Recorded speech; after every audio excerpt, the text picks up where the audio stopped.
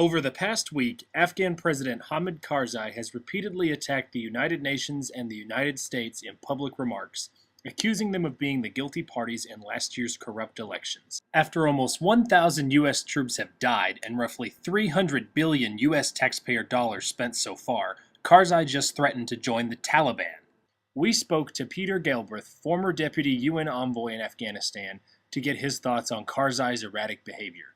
It's very difficult to sell a mission to the American people that their sons and daughters should be fighting for a government, for a country whose president is so ungrateful for their service that he accuses the United States in the most preposterous manner of organizing the fraud, suggests that he might join the enemy, which is killing those American troops. Those kinds of statements and make it difficult to persuade people who are already very skeptical that their sons and daughters should go to Afghanistan.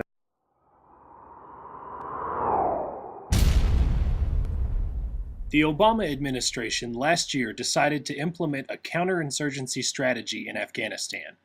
According to counterinsurgency doctrine, a legitimate host nation government is a prerequisite for success. All the troops in the world will not solve a problem without a partner that is there ultimately to help. Galbraith says the Karzai government is not a legitimate partner. There is no credible local partner. Karzai's government has been in office for 8 years. Those 8 years have been characterized by corruption and ineffectiveness. It's now in office by virtue of a massive fraud, therefore not seen as illegitimate by many Afghans. And on top of it, we now have a president who is clearly behaving in an erratic way. It's been an open secret among diplomats in Kabul that he is very emotional, that he is unstable. Some suggest that he has been a significant user of Afghanistan's most lucrative export. Afghanistan is now almost the world's sole producer of illicit opium. And anytime you have somebody who's a head of state with those kinds of issues, yes, of course, it is potentially dangerous. Given Karzai's outrageous threat to join the Taliban, his personal issues, and the wider legitimacy issues of his government exemplified by widely acknowledged massive vote fraud in last year's elections, Galbraith says, the real reason that I think Americans are going to be concerned is that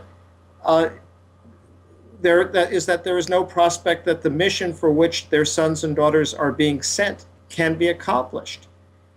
With Karzai and this kind of government, there is no reliable partner, and therefore the counterinsurgency won't work. If the troops can't accomplish the mission because the mission requires a local partner, then it is simply a waste of those military resources to have them there.